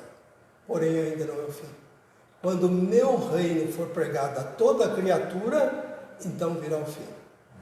E as religiões interpretaram que quando toda a religião cristã for pregada no mundo todo, virá então o fim do mundo, o fim do planeta, destruirá-se o planeta. Mas na verdade não é essa a informação de Jesus. Quando o meu reino for pregado a toda criatura, qual é o reino de Jesus? O reino do amor. Quando o reino de amor for pregado a toda criatura, então virá o fim do quê? Pai contra filho, nação contra nação, fome, peste, terremotos. É uma outra visão. E como a doutrina espírita esclarece ainda, esse fim que Jesus se refere não é verdade, é a destruição do nosso planeta, mas é a mudança que se operará no nosso planeta, né? Já iniciou, graças a Deus. Já iniciou e estamos atravessando e colhendo aí os efeitos, né, desse processo de transformação do nosso planeta. Que, como dizem os espíritos, não é lógico que Deus tenha feito tudo isso para depois ser destruído. Justamente quando atingirmos a culminância da nossa evolução moral no planeta, qual o sentido de Deus destruir tudo isso? Está escrito no Evangelho: uma nova terra eu vos dou. É uma nova realidade. Então nós estamos vivendo um momento, onde eu acho que estamos caminhando para o final do nosso encontro, que eu gostaria de ler no Evangelho segundo o Espiritismo um capítulo chamado O Cristo Consolador. E essa parte que eu vou ler foi trazido pelo Espírito de Verdade em Paris em 1861, quando ele trouxe. Ele diz assim, não vou ler todo, mas pelo menos a parte que nos interessa. Venho ensinar e consolar os pobres deserdados. Venho dizer-lhes que elevem sua resignação, ao nível de suas provas. Está passando por provas? Vamos nos resignar. Faz parte da limpeza do nosso espírito. Faz parte da nossa reaproximação. Joana de Anjos diz que todos nós nascemos lucigênitos, filhos da grande luz. Mas com o tempo nós fomos nos afastando de Deus, até que a dor bate. Quando a dor bate, nós lembramos de voltar a Deus. E ela diz, mas não dá para voltar a Deus fazendo atalho. Nós temos que voltar a Deus pelo mesmo caminho por onde nós nos afastamos. E diz ela, que ao retornar a Deus, vamos reencontrando aqueles a quem nós pusemos espinhos no caminho, aqueles a quem abandonamos a beira da estrada, aqueles a quem nós jogamos pedra para que ele pudesse atrasar a sua viagem. Então aqueles que hoje nós estamos juntos, que nós convivemos, são aqueles que Deus colocou ao nosso lado para que nós possamos ir evoluindo espiritualmente. Paciência, persistência, prontidão, flexibilidade, empatia, cortesia. Quantas coisas nós podemos ter com o nosso próximo num contexto evolutivo. E continua o Espírito. Que chorem, porque a dor estava presente no jardim das oliveiras. Ele dando exemplo, o cordeiro sendo ao lado. Mas que esperem, porque os anjos consoladores virão enxugar as suas lágrimas. E na segunda parte ele diz, trabalhadores, traçai o vosso sulco, recomeçai no dia seguinte a rude jornada da véspera. O trabalho de vossas mãos fornece o pão, terreno aos vossos corpos, mas vossas almas não estão esquecidas. Eu, o divino jardineiro, as cultivo no silêncio dos vossos pensamentos. Olha esta frase, meus irmãos, vejam esta frase. Mas vossas almas não estão esquecidas. Eu, o divino jardineiro, as cultivo no silêncio dos vossos pensamentos. Quantas vezes nós fazemos alarde? Lá, quando os corvos vinham alimentar o profeta, que ele ia lá fora, estava aquele vento forte, ele voltava. E um dia ele chega lá fora, estava em silêncio, aí ele percebeu. E ali sim Deus ia falar com ele. Não no alarde, mas no silêncio. E agora Jesus vem nos dizer o quê? Que no silêncio dos nossos pensamentos Ele está cultivando a nossa alma. Então não reajamos, não blasfememos, né?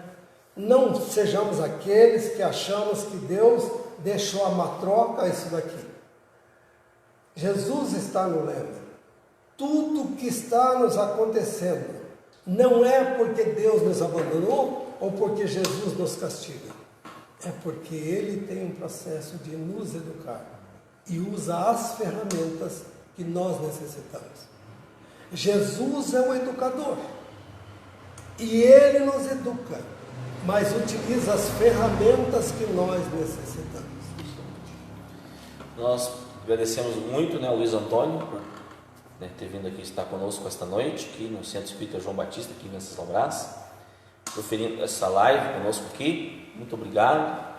E realmente, Luiz, nós devemos levar essa mensagem para os nossos irmãos, aproveitar esses dias que nós temos passado de dificuldade, muitas vezes, muitos irmãos nossos aí recolhidos nos seus lares, para que possam aí, de fato, aproveitar esses momentos, para ganhar uma maior intimidade, com Jesus. Com certeza Ele é o Consolador, porque Ele disse, que traria alívio para as nossas almas, Vinde a mim, todos que estáis aflitos e sobrecarregados, e eu vos aliviarei. O médico das almas. O médico das almas. Não dos corpos, é das almas. Então é nisso que a gente crê, é nisso que a gente acredita, é nisso que a gente tem convicção, que o Espiritismo nos prova, por fatos concretos, a existência do mundo espiritual, a sobrevivência do espírito ao corpo, ou seja, que a morte é apenas uma ilusão e que nossa vida permanecerá sempre incólume, porque nós somos espíritos imortais. Então é nessa confiança, nessa certeza, nessa convicção que nós devemos dar prosseguimento à nossa jornada. Meu irmão Luiz, peço que o irmão deixe as suas últimas palavras aos nossos queridos irmãos aí da internet. Primeiro eu quero agradecer a Deus pela oportunidade de aqui estarmos, dizer que nenhum de nós aqui somos exemplos. Assim como outros estão lutando para poder vencer as suas próprias mazelas, suas próprias deficiências, assim somos nós. Justamente. Estamos aqui num processo de crescimento espiritual. Já caímos N vezes, mas Jesus sempre nos dá uma nova oportunidade. Por isso que nesse final de live, nesse final de conversa, nós queríamos, antes de mais nada, agradecer a Deus pela nossa existência, por esse período que nós estamos atravessando, agradecer a Deus por aquelas pessoas que Deus colocou na nossa existência, e agradecer a Deus pelo entendimento que, graças a Deus, conseguimos em relação àquilo que devemos fazer. Podemos não estar fazendo, mas a doutrina espírita nos elucidou. Rasgou o véu da nossa ignorância espiritual para nos mostrar o sentido da existência de Deus em nós e o sentido da existência de Jesus em nós e o que é que nós podemos fazer. Nós queremos agradecer, então, a oportunidade de aqui estar, mandar um abraço a todos os nossos irmãos que nos acompanham e pedir a Deus que abençoe cada vez a nossa casa. Queria deixar aqui um abraço a todos os irmãos que nos acompanharam, todos os membros aqui do Centro Espírita João Batista de Venceslau Braz, que estão nos acompanhando agora, todos os nossos irmãos. Estamos com muita saudade de todos aqui do convívio fraterno aqui na casa, mas tenho a certeza que nós estamos unidos em pensamento, em vibrações, e essa casa continuará sempre cada vez mais unida com os seus irmãos, seus trabalhadores aqui. E quando tudo isso passar, nós estaremos aqui, com certeza, pela misericórdia e a graça do nosso Pai Celestial, para darmos continuidade às tarefas, com certeza, rogando a Ele as bênçãos sobre todos os trabalhos que são desenvolvidos aqui nesta casa. Queremos cumprimentar a todos os irmãos, da 4ª União Regional Espírita, nossos irmãos da 4ª URI aqui do Norte Pioneiro do Estado do Paraná, das casas espíritas que compõem esta URI e que estão nos acompanhando também. Estamos unidos também, juntos, sempre fazendo aí o Evangelho, acompanhando os irmãos dessa nossa região. Muito obrigado a todos os irmãos por estarem conosco, nos acompanhando. Cumprimento e agradeço também a todos os nossos irmãos internautas das diferentes regiões do Brasil afora aí que estão nos acompanhando hoje. Muito obrigado. Sei que vocês deixam as mensagens lá, nós agradecemos muito. São muitas mensagens e agradecemos muito que vocês a deixem lá. Pedimos a todos que se inscrevam então no nosso canal lá no YouTube e também curtam a nossa página no Facebook para estar nos auxiliando também nessa tarefa da divulgação do Evangelho de Jesus e da doutrina dos Espíritos.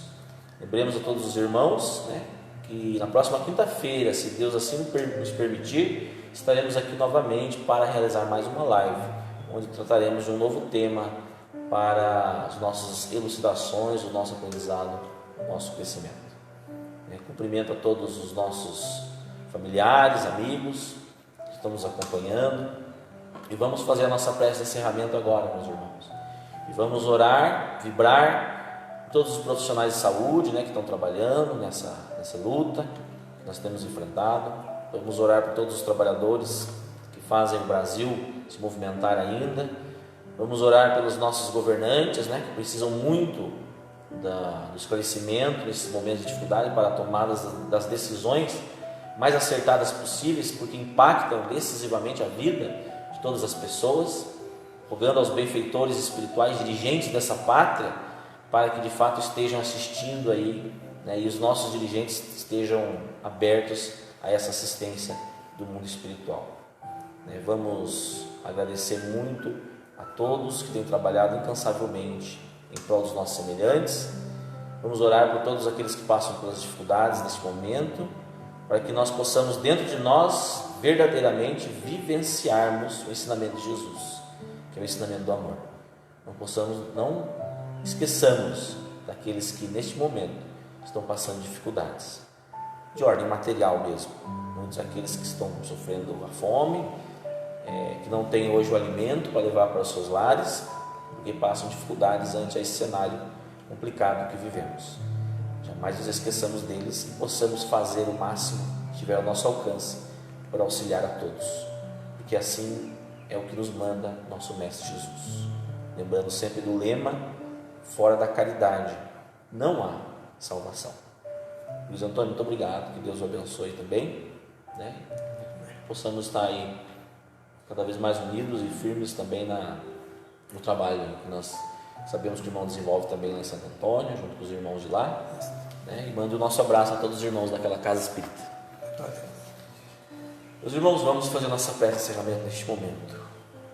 Vamos elevar o nosso pensamento ao Mestre Jesus Cristo. Vamos acalmar o nosso coração.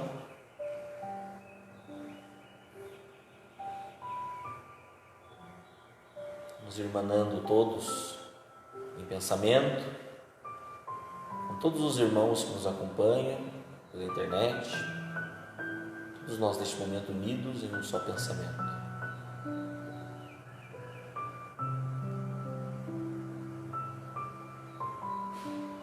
Divino Mestre Jesus Cristo, nosso Senhor e Salvador, modelo e guia da humanidade inteira.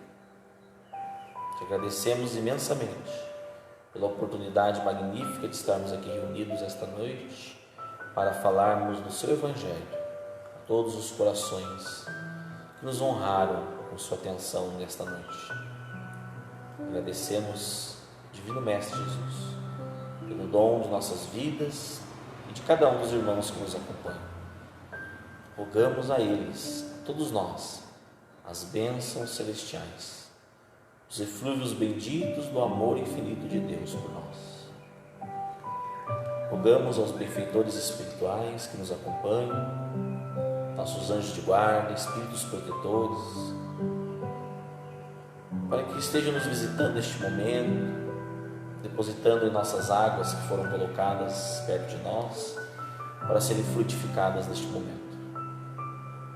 Assim, estarão depositando os remédios, as energias, os fluidos benfazejos, benéficos, revigorantes, remédios, a fim de refazermos as nossas energias físicas, psíquicas e espirituais. Possamos beber dessa água, temos a certeza que a espiritualidade tem feito muito por nós todos. Obrigado, Senhor Jesus, por estar continuamente velando por nós todos, junto de nós.